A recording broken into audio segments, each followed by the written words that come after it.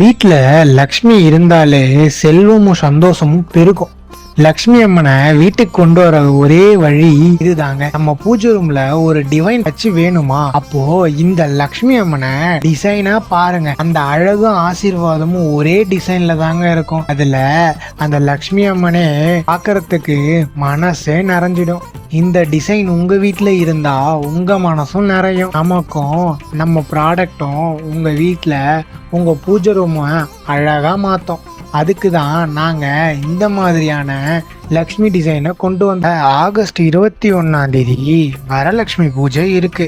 அதனால இந்த மாதிரி ப்ராடக்டை உங்க பூஜை ரூம்ல வைங்க. மறக்காம ஃபாலோ பண்ணுங்க, சப்ஸ்கிரைப் பண்ணுங்க, ஆர்டர் பிளேஸ் பண்ணுங்க.